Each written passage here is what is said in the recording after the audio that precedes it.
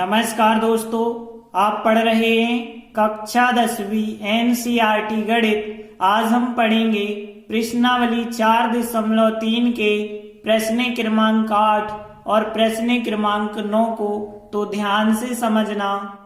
तो देखिए प्रश्न 8 है, एक रेलगाड़ी है 360 किलोमीटर की दूरी तय करती है।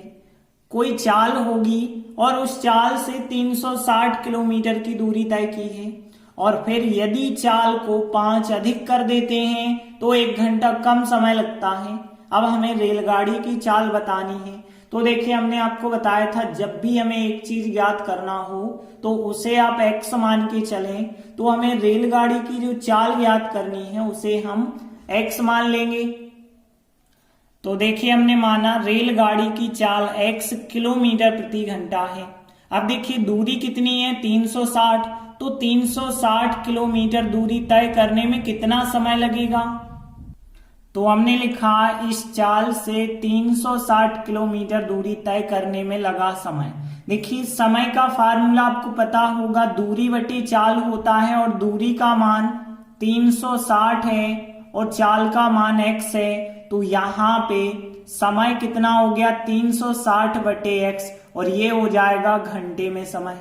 अब देखिए आगे कहा गया है प्रश्न में कि चाल यदि 5 किलोमीटर प्रति घंटा अधिक कर दें तो प्रश्नानुसार चाल देखिए क्या करना है हमें। अभी चाल x है, अब उसे 5 अधिक करना है तो x प्लस 5 किलोमीटर प्रति घंटा हो गई और फिर इस चाल से 360 किलोमीटर की दूरी तय करने में लगा समय। अब यहां भी आप फार्मूला लगाइए दूरी बटी चाल। तो यहां पे दूरी 360 है और चाल कितना है x प्लस 5 है, तो इतने घंटे लगा होगा इसमें समय। अब देखिए यहाँ पे पहले हमने रेलगाड़ी की चाल x मानी और x चाल से 360 किलोमीटर दूरी तय करने में इतना समय लगा। फिर हमने प्रश्नानुसार चाल को 5 अधिक किया, x से 5 अधिक किया तो x प्लस 5 और फिर 360 किलोमीटर ही दूरी है तो समय कितना लगेगा, फिर दूरी बटी चाल। अब देखिए और आगे कहा गया है प्रश्न में कि यहाँ पे यदि चाल 5 किलोमीटर प्रति घंटा अधिक कर देते हैं तो उसी यात्रा को तय करने में 1 घंटे का कम समय लगता है। मतलब हम कह सकते हैं कि यहाँ जो समय लगा है और यहाँ जो समय लगा है इन दोनों समय के बीच में कितने का अंतर है, 1 घंटे का अंतर है। मतलब यदि हम इन दोनों को आपस में घटा लें तो 1 के बराबर लिख सकते हैं। लेकिन हमें ध्यान रखना है इसमें से इसको घटाएं कि इसमें से इसको घटाएं। तो ध्यान देना यहाँ पे देखिए चाल है 5 ज्यादा है और ज्यादा की चाल से जाएंगे तो समय लगेगा कम। मतलब ये संख्या छोटी होगी लेकिन ये संख्या बड़ी होगी। तो बड़े में से आप छोटा घटाएं तो 360 बटे x में से 360 बटे x प्लस 5 घटाएंगे और बराबर कितना रख देना है, 1 घंटा दिया गया है इस वजह से 1। अब देखिए यहां बटे में x है, x का गुणा पूरे समीकरण में, x प्लस 5 भी तो बटे में है, इसका भी पूरे समीकरण में गुणा। तो देखिए हमने लिखा है x प्लस 5 का गुणा पूरे समीकरण में करने पर देखिए इस संख्या का गुणा इससे करेंगे तो x से x कट जाएगा, 360 इंटू x प्लस 5 आ जाएगा। तो 360 x प्लस 5, फिर माइनस का चिन्ह है माइनस लगाया, इसका गुणा इससे करेंगे तो x प्लस 5 कट गए, x का गुणा 360 से तो 360x बराबर। अब यहाँ पे देखिए बटे में कुछ है ही नहीं तो कुछ कटेगा नहीं, मतलब x और x प्लस 5 का 1 से गुणा होगा तो x और x प्लस 5 आ जाएगा। आगे यदि हम सॉल्व करेंगे तो देखिए यहाँ 360 का x से गुणा होगा तो कितना आएगा 360x आएगा। फिर इसके बाद इसका 5 से गुणा करेंगे तो 5 का 0 से 0, 5 का 6 से 30 का 0 हासिल आए 3 5 3 15 और 3 1800 हो गए 360x। और यहाँ पे x और x का x वर्ग x और 5 का 5x हो जाएगा। अब देखिए यहाँ 360 तो कट गए हैं, धन के ऋण के हैं। अब यहाँ पे हम क्या करते हैं, एक्स वर्ग इस तरफ लाते हैं वो माइनस का, 5x इस तरफ लाते हैं वो भी माइनस के, 1800 यहीं पे हैं प्लस के हैं, बराबर कुछ नहीं बचेगा 0। अब देखिए माइनस का एक्स वर्ग नहीं होना चाहिए, प्लस का बनाने के लिए माइनस का गुणा कर देना पूरे में, तो माइनस और माइनस प्लस, यहाँ पे माइनस का प्लस यहाँ भी बन जाएगा, यहाँ प्लस का माइनस बन जाएगा, बराबर चल रहा है 0 के। अब देखिए एक द्विघात समीकरण हमें प्राप्त हो गया है, तो इसे हम गुणनखंड विधि से हल करेंगे। कैसे करते हैं गुणनखंड विधि में, बीच का पद दो भागों में तोड़ते हैं। कैसे तोड़ते हैं, लास्ट वाली संख्या का गुणा पहले वाले संख्या से करते हैं, एक्स वर्ग के गुणांक से करते हैं। 1800 का गुणा यदि 1 के साथ करेंगे, यहाँ 1 माना जाएगा तो कितना आएगा, 1800 आए माइनस के। अब हमें ध्यान देना, गुणा करने में 1800 चाहिए और घटाने में 5 चाहिए, तो यहाँ पे 1800 के गुणनखंड फिर आपको रखने होंगे। तो यहाँ पे आप यदि 45 गुणित 40 करते हैं तो होता है 1800, 45 में से 40 घटाएंगे तो 5 भी बच जाएंगे, लेकिन प्लस के 5 चाहिए, प्लस की बड़ी कर लो, माइनस की छोटी कर दो। तो देखिए हमने एक्स वर्ग लिखा, प्लस के 45x लिखे और माइनस के 40x लिखे, 1800 के 1800 लिखे, बराबर चल रहा है 0 के। अब ध्यान देना, कॉमन लेंगे, यहाँ x कॉमन आएगा, x वर्ग था, एक x कॉमन तो एक x बचा, यहां से x कॉमन निकल जाए तो 45 बचा होगा माइनस, अब यहां भी हमें x प्लस 45 चाहिए, बराबर 0 का 0। यहाँ 40x थे लेकिन अंदर बचा x तो बाहर निकल गए होंगे 40। अब देखिए x प्लस 45 जो 2 बार लिखा है उसे आप एक बार लिख दें, बाकी बचा x माइनस 40, इसे दूसरे कोष्टक में लिख दें, बराबर 0। अब हम इन दोनों गुणनखंड के बराबर अलग अलग 0 लेंगे, तो यहाँ इसके बराबर भी 0, इसके बराबर भी 0, यहाँ x बराबर 45 उस तरफ जाएंगे माइनस के हो जाएंगे, और यहाँ भी यदि हम देखें तो x बराबर माइनस 40 उस तरफ गए तो प्लस के 40 हो जाएंगे। अब देखिए यहाँ एक मान आया है ऋणात्मक और एक मान आया है धनात्मक। अब देखिए x का मान हम ऋणात्मक मान्य नहीं करेंगे। क्यों नहीं करेंगे? क्योंकि रेलगाड़ी की चाल को माना है हमने x और वो ऋणात्मक तो हो नहीं सकती है, तो x बराबर माइनस 45 मान्य नहीं होगी, x बराबर 40 मान्य हो जाएगी। तो देखिए हमने लिखा है यहाँ x बराबर माइनस 45 मान्य नहीं है क्योंकि चाल ऋणात्मक नहीं हो सकती है, इसलिए जो बचा x का मान वो 40 बचा, ये तो मान्य होगा। तो हमसे फिर रेलगाड़ी की चाल पूछा गया था, तो चाल कितनी हो जाएगी? 40 किलोमीटर प्रति घंटा। इस प्रकार से 8वां सवाल कंप्लीट हुआ। अगला 9वां सवाल है, 2 पानी के नल हैं, यदि दोनों एक साथ एक हौज को भरते हैं तो कितना टाइम लगता है? 9 सही 3/8 घंटे, मतलब यहाँ 9 घंटे और कुछ मिनट लग रहे होंगे, मिश्र भिन्न में लिखे हैं। अब यदि बड़े व्यास वाला नल, मतलब बड़ा नल कह दें, हौज को भरने में कम व्यास वाले नल से 10 घंटे कम समय लेता है, मतलब सीधी सी बात है कि बड़ा वाला जो नल होगा वो छोटे वाले नल से जल्दी भर देगा। और कितने कम समय में भर देगा? 10 घंटे कम समय में भरेगा। अब प्रत्येक के द्वारा, मतलब यहाँ 2 नल हैं तो दोनों के द्वारा अलग अलग टाइम पे यदि वो भरते हैं तो कितना समय लगेगा? बड़े नल को कितना समय लगेगा और छोटे नल को कितना समय लगेगा, ये चीज हमें ज्ञात करनी है। यहाँ हमें 2 चीजें ज्ञात करनी है और एक ज्ञात करनी होती तो हम x मान लेते, लेकिन यहाँ एक चीज तो हम x मान सकते हैं, दूसरी हम प्रश्न के हिसाब से मानेंगे। तो देखिए हमने माना कि जो छोटा नल है, कम व्यास वाला नल है, वो हौज को भरने में x घंटे लेता है, तो बड़े व्यास वाला जो नल होगा वो हौज को भरने में कितना समय लेगा?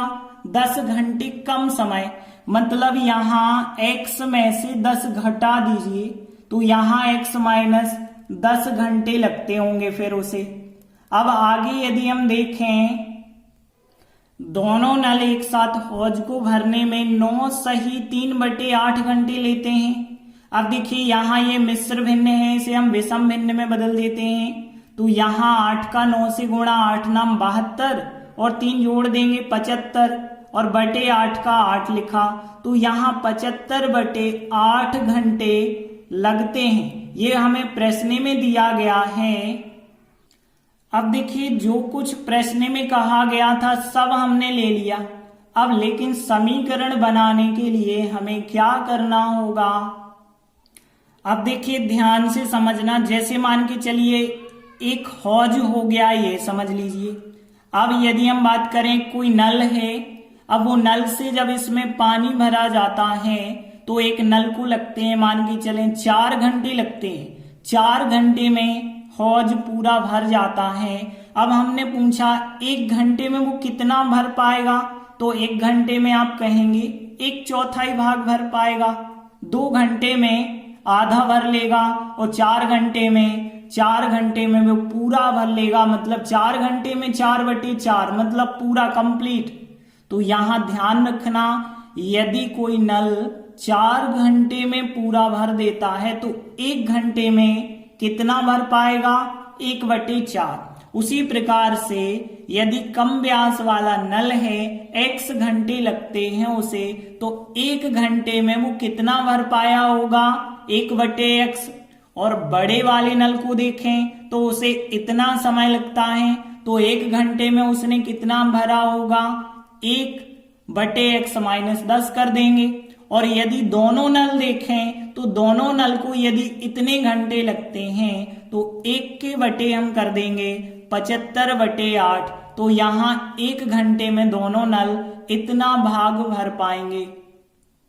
तो देखिए हमने लिखा 1 घंटे में जो छोटा नल है वो 1/x भाग हौज का भर पाएगा। और बड़ा नल देखें तो 1 समय करते चलना आपको, बस 1 समय, तो 1/x - 10 हौज का भाग भर पाएगा। और दोनों नल एक साथ यदि चलाते हैं तो 1 घंटे में कितना भरेगा, 1 जो समय था वो कर दिया।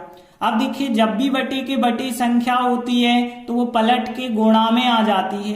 75/8 का 8/75 बन जाएगा। तो यहाँ 1 से गुणा करेंगे तो 8/75 हौज जो है भर देगा।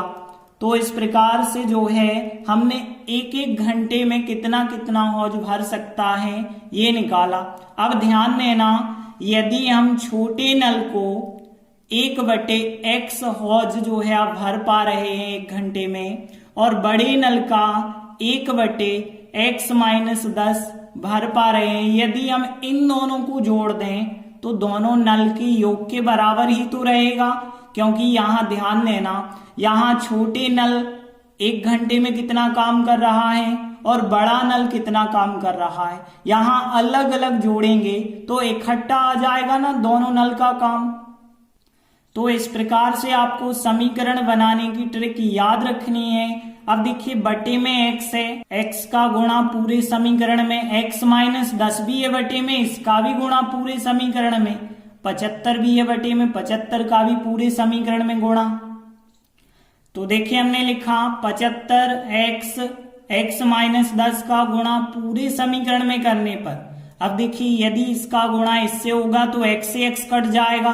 75x - 10 का 1 से गुणा करेंगे तो 75 भी आएगा, x - 10 भी आ जाएगा।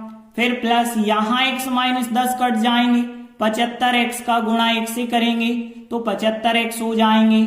यहाँ 75 कट जाएंगे, x और x - 10 का गुणा 8 से करेंगे तो 8x और x - 10 आ जाएंगे।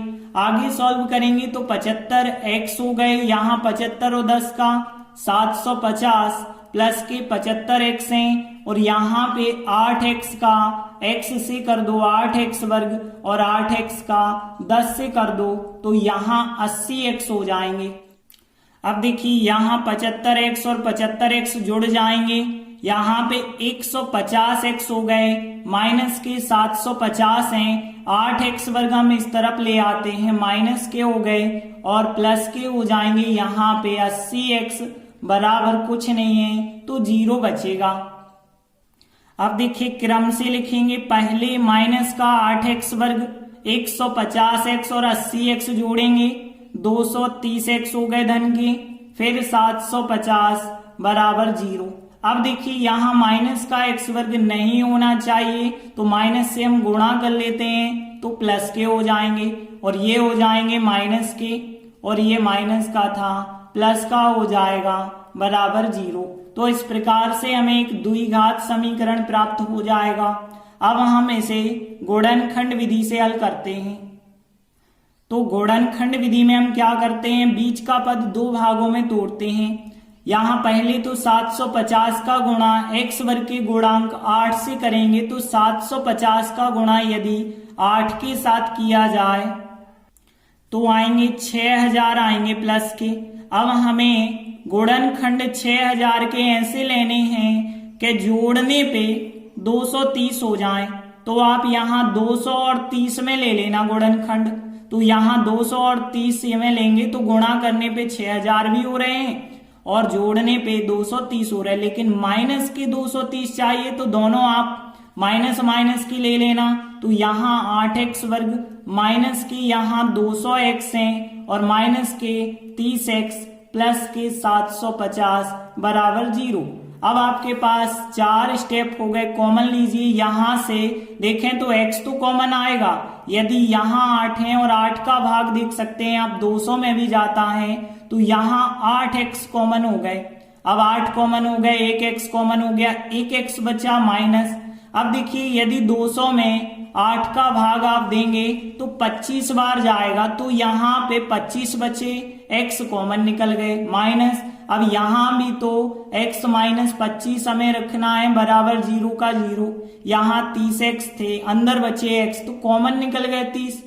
अब देखिए यहाँ पे यदि हम देखें x माइनस 25 दो बार लिखे हैं, एक बार लिख दें, बाकी 8x माइनस 30 को हम दूसरे कोष्टक में लिख देते हैं, बराबर चल रहा है 0 के। अब हम इनको अलग अलग बराबर 0 रखेंगे, तो देखिए इसके बराबर 0 और इसके बराबर 0। अब यहाँ x बराबर प्लस के 25 हो जाएंगे, और यहाँ पे यदि हम देखें तो 8x बराबर प्लस के 30 हो जाएंगे, और x बराबर हो जाएगा 30/8, और बटे 8 है, 8 से यदि हम भाग देंगे तो यहाँ पे 3.75 आएगा। अब देखिए यहाँ x के दो मान आ गए हैं, यहाँ x बराबर 3.75 यदि हम लेते हैं तो ध्यान देना कि जो छोटा नल था उसे 3.75 घंटे लगेंगे, लेकिन बड़े नल की बात करें तो x में से 10 घटाना है, और यदि हम यहाँ पे x का मान 3.75 लेते हैं तो इसमें से 10 घटाएंगे तो ऋणात्मक संख्या आएगी। इस वजह से हम ये संख्या नहीं ले सकते हैं, ये संख्या मान्य नहीं है, फिर ये बची जो मान्य हो जाएगी।